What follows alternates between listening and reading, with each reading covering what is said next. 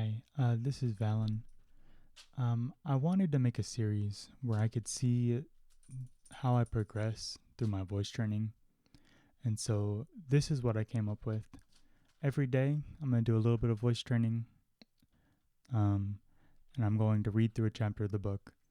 I haven't done any yet, any voice training that is, and so this will be the first day.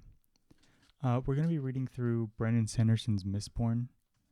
I've read through the book before, but I wanted to reread it because I'm reading through the Stormlight Archive, which is another one of his series, and I'm enjoying it a whole lot. At the end of every chapter, I'm going to give my thoughts on the chapter because I've kind of been wanting to be more introspective on my reading. So that will probably contain spoilers. If you don't want those spoilers, just skip ahead to the next day's worth. This first day is going to just be a baseline before any voice training. This is just what my voice sounded like before my transition. And so we're going to be reading the prologue today. I apologize in advance if this is kind of rough. I've never done an audiobook before, so hopefully this is all right. All right. So, sometimes I worry that I'm not the hero everyone thinks I am. The philosophers assure me that this is the time, that the signs have been met, but I still wonder if they have the wrong man. So many people depend on me. They say that I will hold the future of the entire world on my arms. What would they think if they knew that their champion, the hero of ages, their savior, doubted himself? Perhaps they wouldn't be shocked at all. In a way, this is what worries me the most. Maybe in their hearts they wonder, just as I do. When they see me, do they see a liar? Prologue. Ash fell from the sky. Lord Trusting frowned, glancing up at the ruddy midday sky as his servant scuttled forward, opening a parasol over Trusting and his distinguished guest. Ash falls weren't that uncommon in the Final Empire, but Trusting had hoped to avoid getting soot stains on his fine new suit coat and red vest, which had just arrived via canal boat from Luthadel. Fortunately, there hadn't been much wind. The parasol would likely be effective. Trusting stood with his guests on a small hilltop patio that overlooked the fields. Hundreds of people in brown smocks worked in the falling ash, caring for the crops. There was a sluggishness to their efforts, but of course that was the way of the Ska. The peasants were an indolent, unproductive lot. They didn't complain. They knew better than that. Instead, they simply worked with bowed heads, moving their work with quiet apathy. The passing whip of a taskmaster would force them into dedicated motion for a few moments, but as soon as the taskmaster moved on, they would return to their languor. Trusting turned to the man sitting beside him on a hill. One would think, Trusting noted, that 1,000 years of working in the fields would have bred them to be a little bit more effective at it. The obligator turned, raising an eyebrow, the motion done as if to highlight his most distinctive feature, the intricate tattoos that laced the skin around his eyes. The tattoos were enormous, reaching all the way across his brow and up the sides of his nose. This was a full prelan, a very important obligator indeed. Trusting as his own personal obligators back at the manor, but they were only minor functionaries, with barely a few marks around the eyes. This man arrived from Luthadel with the same canal boat that had brought Trusting's new suit. You should see the city Ska, Trusting, the obligator said, turning back to watch the Ska workers. These are actually quite diligent compared to those inside Luthadel. You may have more direct control over your Ska here. How many would you say you lose a month? Oh, half a dozen or so, Trusting said. Some to beating, some to exhaustion. Runaways? Never, Trusting said. When I first inherited this land from my father, I had a few runaways, but I executed their families. The rest quickly lost heart. I've never understood men who have trouble with their Ska. I find the creatures easy to control if you show them a properly firm hand. The obligator nodded, standing quietly in his gray robes. He seemed pleased, which was a good thing. The Ska weren't actually Trusting's property. Like all Ska, they belonged to the Lord Ruler. Trusting only leased the workers from his god, much in the same way he paid for the services of his obligators. The obligator looked down, checking his pocket watch, then glanced up at the sun. Despite the ashfall, the sun was bright this day, shining a brilliant crimson red behind the smoky blackness of the upper sky. Trusting removed a handkerchief and wiped his brow, thankful for the parasol's shade against the midday heat. Very well, Trusting, the obligator said. I will, sorry, I will carry your proposal to Lord Venture, as requested. He will have a favorable report from me on your operations here. Trusting held in a sigh of relief. An obligator was required to witness any contract or business deal between noblemen. True, even a lowly obligator like the ones Trusting had engaged. Let me reread that sentence. I'm so sorry. True, even a lowly obligator like the ones Trusting had engaged could serve as such witnesses, but it meant so much more to impress Staff Venture's own obligator. The obligator turned towards him. I will leave down the canal this afternoon. So soon? Trusting asked. Wouldn't you care to stay for supper? No, the obligator replied. There is another matter I wish to discuss with you. I came not only at the behest of Lord Venture, but to look into some matters for the Canton of Inquisition. Rumors say that you like to dally with your skaa women. Trusting felt a chill. The obligator smiled. He likely meant it to be disarming, but Trusting only found it eerie. Don't worry yourself, Trusting, the obligator said. If there's been any real worries about your actions, a steel inquisitor would have been sent here in my place. Trusting nodded slowly. Inquisitor. He'd never seen one of the inhumane creatures, but he had heard stories. I have been satisfied regarding your actions with the skaa women, the obligator said, looking back over the fields. What I've seen and heard here indicate that you always clean up your messes. A man such as you, efficient, productive, could go far in Luthadel. A few more years of work, some inspired mercantile deals, and who knows? The obligator turned away, and Trusting found himself smiling. It wasn't a promise, or even an endorsement, for the most part. Obligators were more bureaucrats and witnesses than they were priests, but to hear such praise from one of the Lord Ruler's own servants, Trusting knew that some nobility regarded the obligators as unsettling. Some even considered them a bother, but at that moment Trusting could have kissed his distinguished guest. Trusting turned back toward the skaa, who worked quietly beneath the bloody sun and lazy lakes of ash. Trusting had always been a country nobleman, living on his plantation, dreaming of perhaps moving to Luthadel itself. He'd heard of the balls and the parties, the glamour and the intrigue, and it excited him to no end. I'll have to celebrate tonight, he thought. There was that young girl in the 14th hovel that he'd been watching for some time. He smiled again. A few more years of work, and the obligator had said. But could Trusting perhaps speed that up if he worked a little harder? His skaa population had been growing lately. Perhaps if he pushed them a little bit more, he could bring in the extra harvest this summer and fulfill his contract with Lord Venture in extra measure. Trusting nodded as he watched the crowd of lazy skaa, some working with their hoes, other on hands and knees, pulling the ash away from the fledgling crops. They didn't complain. They didn't hope. They barely dared think. That was the way it should be, for they were skaa. They were... Trusting froze as one of the skaa looked up. The man met Trusting's eye, a spark, no, a fire, of defiance showing in his expression.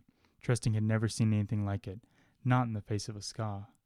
Trusting stepped backward reflectively, a chill running through him as the strange, straight-backed skaa held his eyes, and smiled. Trusting looked away. Curdon, he snapped. The burly taskmaster rushed up the incline. Yes, my lord? Trusting turned, pointing at. He frowned. Where had that skaa been standing? Working with their heads bowed, bodies strained by soot and sweat, they were all so hard to tell apart. Trusting paused, searching. He thought he knew the place, an empty spot where no one now stood. But no, that couldn't be it. The man couldn't have disappeared from the group so quickly. Where would he have gone? He must have been in there somewhere, working with his head down, properly bowed. Still, his moment of apparent defiance was inexcusable. My lord? Curdon asked again. The obligator stood at the side, watching curiously. It would not have been wise to let the man know that one of the skaa had acted so brazenly. Work the skaa in that southern section a little harder, Trusting ordered, pointing. I see them being sluggish, even for skaa. Beat a few of them. Curdon shrugged, but nodded. It wasn't much of a reason for a beating, but then he didn't need much of a reason to give the workers a beating. They were, after all, only skaa. Kelsier had heard stories. He had heard whispers of times when once, long ago, the sun had not been red. Times when the sky hadn't been clogged by smoke and ash, when plants hadn't struggled to grow, and when the skaa hadn't been slaves.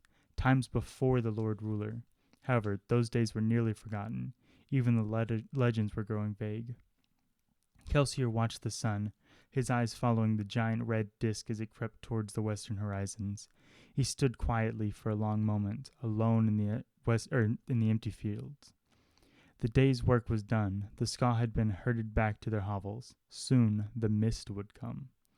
Eventually Kelsier sighed, and he turned to pick his way across the furrows in the pathways, weaving between large heaps of ash. He avoided stepping on the plants, though he wasn't sure why he bothered. The crops hardly seemed worth the effort. Wan, with wilted brown leaves, the plants seemed as depressed as the people who tended them. The ska hovels loomed in the waning light. Already Kelsier could see the mist beginning to form, clouding the air, and giving the mound-like burrows a surreal, intangible look. The hovel stood unguarded. There was no need for watchers, for no ska would venture outside once night arrived. Their fear of the mist was too strong. I'll have to cure them of that someday, Kelsier thought as he approached one of the larger buildings. But all things in their own time. He pulled open the door and slipped inside. Conversation stopped immediately. Kelsier closed the door and turned with a smile to confront the room of about 30 ska. A fire pit burned weakly at the center, and the large cauldron beside it was filled with vegetable-wrapped water, the beginnings of an evening meal. The soup would be bland, of course. Still, the smell was enticing. "Good evening, everyone," Kelsier said with a smile, resting his pack beside his feet and leaning against the door. "How was your day?" His words broke the silence, and the women returned to their dinner preparations.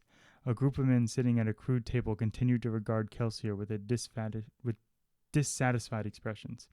"Our day was filled with work, traveler," said Tepper, one of the ska elders. "Something you managed to avoid." "Field work has never really suited me," Kelsier said. "It's far too hard on my delicate skin." He smiled, holding up his hands and arms that were lined with layers and layers of thin scars. They covered his skin, running lengthwise, as if some beast had repeatedly raked his claws up and down his arms. Tepier snorted. He was young to be an elder, probably barely into his 40s at most. He might be 5 years Kelsier's senior. However, that scrawny man held himself with the air of one who liked to be in charge. "This is no time for levity," Tepper said sternly. "When we harbor a traveler, we expect him to behave himself and avoid suspicion. When you ducked away from the field this mornings, you could have earned a whipping for the men around you." "True," Kelsier said. "But those men could have also been whipped for standing in the wrong place, for pausing too long, or for coughing when a taskmaster walked by. I once saw a man beaten because his master claimed that he blinked inappropriately." Tepper sat with narrow eyes and a stiff posture, his arm resting on the table. His expression was unyielding. Kelsier sighed, rolling his eyes.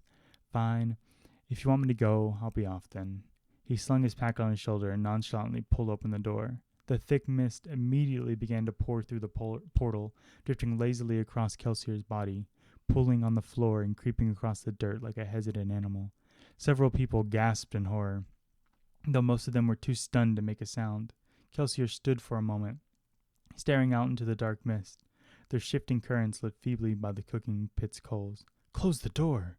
Tepper's words were a plea, not a command. Kelsier did as requested, pushing the door closed and stemming the flood of the white mist. "The mist is not what you think. You fear it too much." "Men who venture into the mist lose their souls," a woman whispered. Her words raised a question. Had Kelsier walked into the mist? What, then, had happened to his soul? "If you only knew," Kelsier thought. "Well, I guess this means I'm staying." He waved for a boy to bring him a stool. "It's a good thing, too. It would have been a shame for me to leave before I shared my news." More than one person perked up at the comment. This was the real reason they tolerated him, the reason the timid peasants would harbor a man such as Kelsier, a ska who defied the Lord Ruler's will by traveling from plantation to plantation. A renegade he might be, a danger from the entire community, but he brought news from the outside world. "I come from the north," Kelsier said, "from lands where the Lord Ruler's touch is less noticeable." He spoke in a clear voice, and people leaned unconsciously towards him as he worked. On the next day, Kelsier's words would be repeated by the several hundred people who lived in other hovels. The ska might be subservient, but they were incurably gossips. "Local lords rule in the rest," Kelsier said, "and they are far from the iron grip of the Lord Ruler and his obligators. Some of the distant noblemen are finding that happy ska make better workers than mistreated ska. One man, Lord Renault, has ordered his taskmasters to stop unauthorized authorized beatings. There are whispers that he's considering paying wages to his plantation squaw, like city craftsmen might earn. Nonsense, Tepper said. My apologies, Kepler said. I didn't realize the good man Tepper had been to the Lord Rizzo's estates recently. When you dined with him last, did he tell you something that he did not tell me? Tepper's face reddened. Scott did not travel, and they certainly didn't dine with lords. You think me a fool, traveler, Tepper said. But I know what you're doing. You're the one they call the survivor. Those scars in your arms give you away. You're a troublemaker. You travel the plantations, stirring up discontent. You eat our food, telling your grand stories and your lies.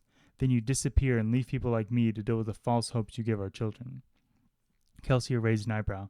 Now, Goodman Tepper, he said, your worries are completely unfounded. Why, I have no intention of eating your food. I brought my own. With that, Kelsier reached over and tossed his bag onto the earth before Tepper's table. The loose bag slumped to the side, dumping an array of food on the ground.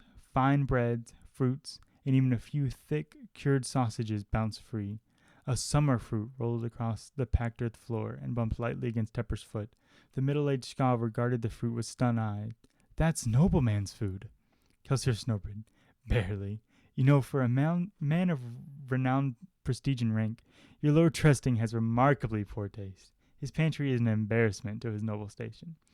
Tepper paled. That's where you went this afternoon, he whispered. You went to the manor. You stole from the master. Indeed, Kepler said. And I might add that while your lord's taste in flute is deplorable, his eyes for soldiers is far more impressive. Sneaking to his manor during the day was quite a challenge. Tepper was standing with the bag of food. If the taskmasters find this here, well, I guess you make it disappear then, Kelsier said.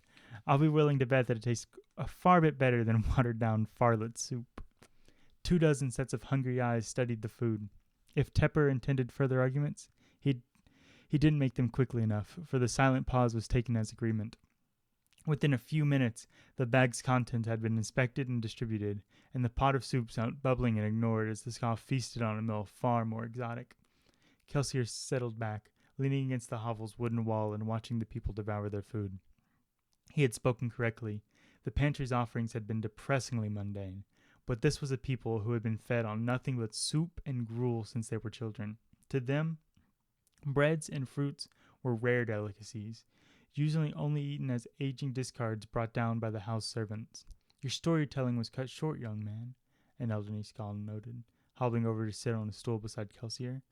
Oh, I suspect there'll be time for more later, Kelsier said, once all the evidence of my thievery has been properly devoured. Don't you want any of it? No need, the old man said. The last time I tried Lord's food, I had stomach pains for 3 days. New tastes are like new ideas, young man. The older you get, the more difficult they are for you to stomach. Kelsier paused. The old man was hardly an imposing sight. His leather skin and bald scalp made him look more frail than they did wise. Yet he had to be stronger than he looked. Few plantation scouts lived to such ages. Many lords didn't allow the elderly to remain home from daily work, and the frequent beatings that made up a scou's life took a terrible toll on the elderly. What was your name again? Kelsier asked. Menace. Kelsier glanced back at Tepper. So, Goodman Menace, tell me something. Why do you let him lead? Menace shrugged. When you get to be my age, you have to be very careful where you waste your energy. Some battles simply aren't worth fighting.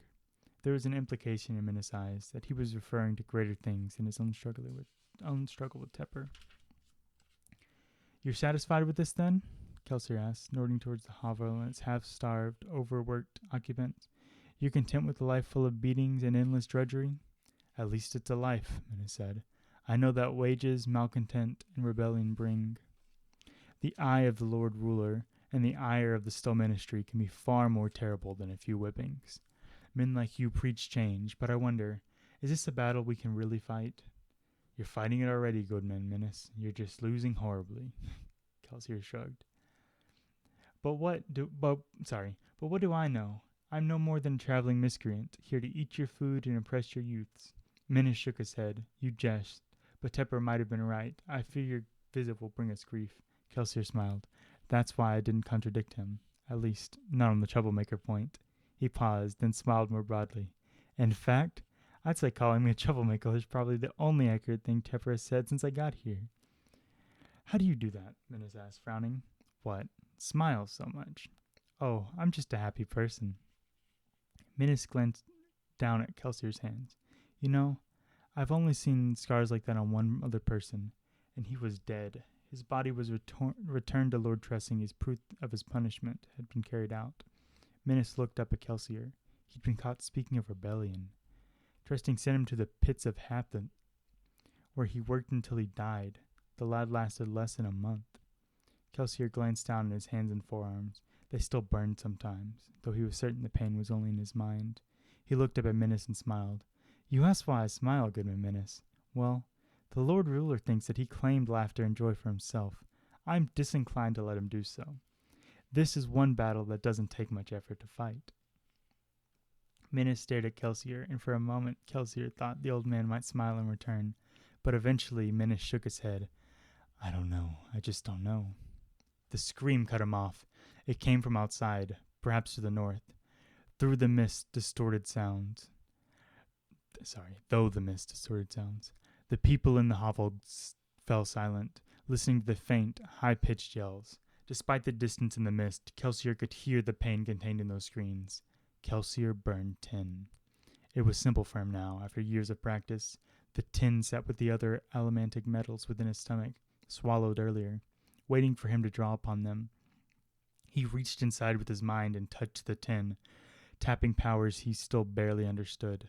The tin flared to life within him, burning his stomach like the sensation of a hot drink swallowed too quickly. Allomantic powers surged through his body, enhancing his senses. The room around him became crisp, the dull fire pit blaring to near blinding brightness. He could feel the grain in the wood and the stool beneath him. He could still taste the remnants of the loaf of bread he snacked on earlier. Most importantly, he could hear the screams with supernatural ears. Two separate people were yelling. One an older woman, the other a younger woman, perhaps a child. The younger screams were getting farther and farther away. Poor Jess, a nearby woman said, her voice booming in Kelsier's enhanced ears. That child of hers was a curse. It's better for Scotland not to have any pretty daughters. Tapper nodded. Lord Trusting was sure to send for the girl sooner or later. We all knew it. Jess knew it. Still a shame, though, another man said. The screams continued in the distance. Burning tin, Kelsier was able to judge the direction accurately. Her voice was moving towards the Lord's manor. The sound set something off within him, and he felt his face flush with anger. Kelsier turned. Does Lord Trusting ever return the girls once he's finished with them? Old Minas shook his head. Lord Trusting is a law-abiding nobleman, and he has the girls killed after a few weeks. He doesn't want to catch the eye of the Inquisitors. That was the Lord Ruler command. He couldn't afford to have half-breed children running around, children who might possess powers that Ska weren't supposed to know existed.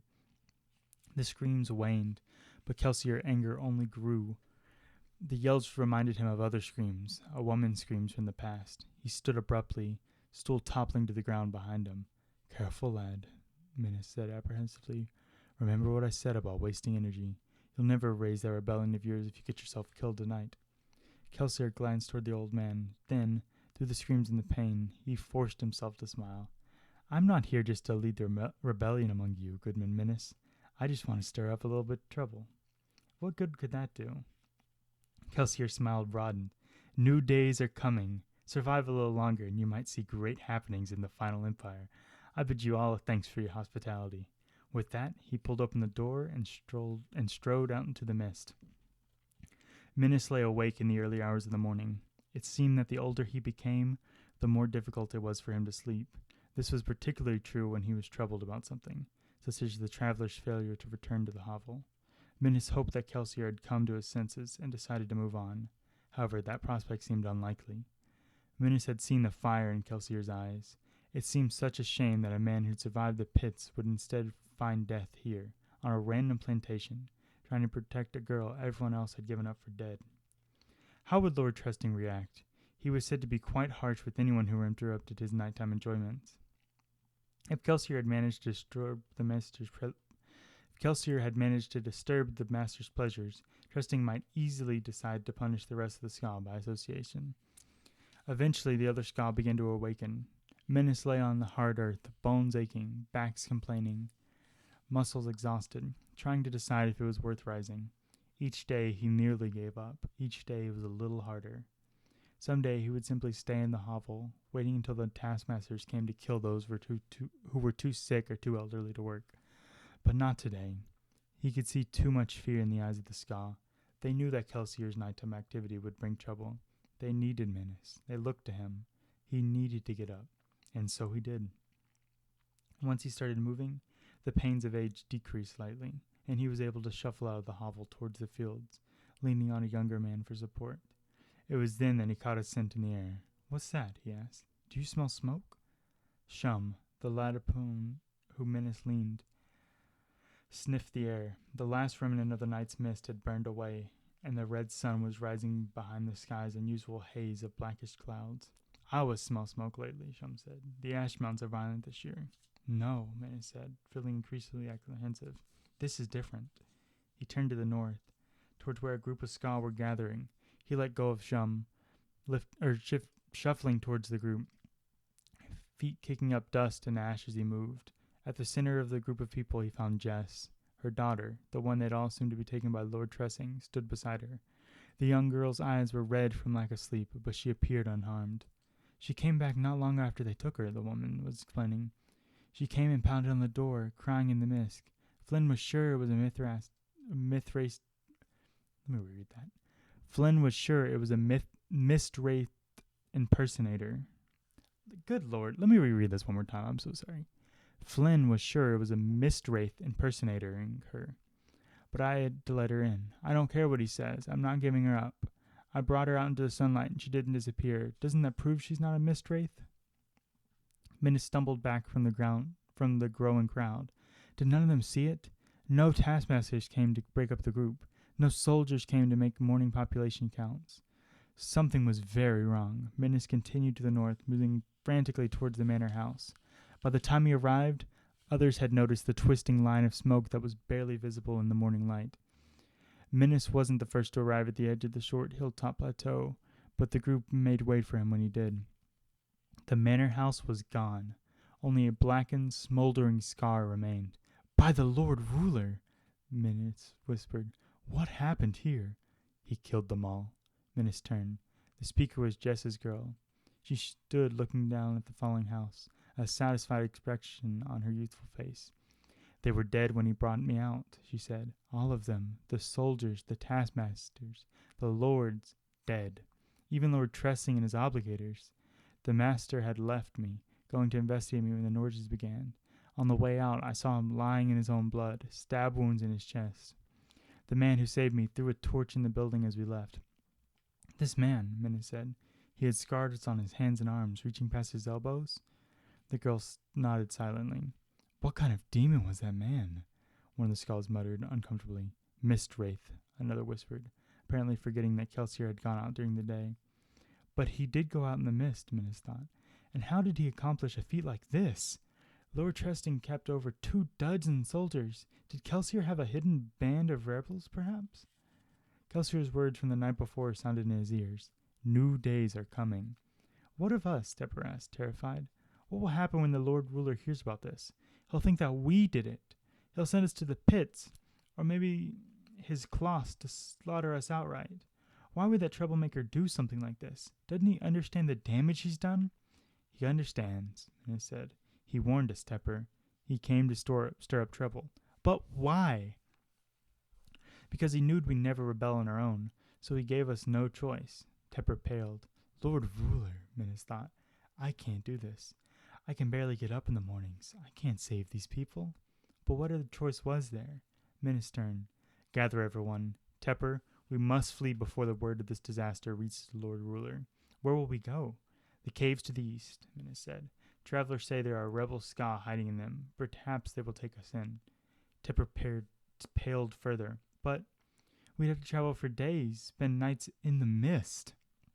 "We can do that," Menace said, "or we can stay here and die." Tepper stood frozen for a moment, and Menace thought the shock of it all might have overwhelmed him. Eventually, however, the younger man scurried off to gather the others, as commanded. Menace sighed, looking up towards the trailing line of smoke, cursing the man Kelsier quietly in his mind. New days, indeed. And that's the end of the prologue. So I'm going to give my thoughts a little bit on this. So first, I apologize for misreading some stuff. I don't know why I was having so much trouble saying I still can't say it. Mist wraiths. I remember when I first read this, the thing that stood out to me the most was the hook of allomancy. So whenever they're talking about tin, like burning tin, I didn't know how the magic system worked. I had never heard of allomancy. I had no idea. I went into this book with no spoilers or anything. And the hook of him burning tin and his, like, something that he had eaten and his senses coming alight was the coolest thing ever. I love allomancy. That's like the main draw of this series for me, is how interesting allomancy is. Later in the story, we get more and more of the powers and trying to figure out which each metal did and trying to predict what each of them would do, because they always come in patterns, which is very neat. And so all that was very neat for the story. So I'm excited to read through this. It's been a while since I've read through them. This will unfortunately for people listening, this will be the only one where I'm speaking in my normal voice. I'm going to start voice training. If I guess y'all wouldn't know, I recently came out as trans and been on HRT since September, and so I'm trying to voice train to get my voice a little bit more feminine, or a lot more feminine, I guess. And so the beginnings of that are not going to sound great. Just telling you now, they're not going to sound good at all. So I apologize. But hopefully I get better at reading the book and speaking out loud with it. So hopefully that makes it a little bit more bearable. But just bear with me. I ask that you don't spoil the book in the comments if you're reading this. You can discuss the chapter that we just did, but I want someone to be able to come through and read this like they're reading it for the first time. Like, this is how they read through the book. Like, I'm trying to get my friends to watch this. So please don't spoil things in the comments. Especially for the Wax and Wayne series. I haven't read that yet, so please don't spoil any of that. But yeah, I'm going to end it there. Thank you all for listening. And apologize for the mistakes. Hopefully they get a little bit better. Anyway, I'll see y'all tomorrow.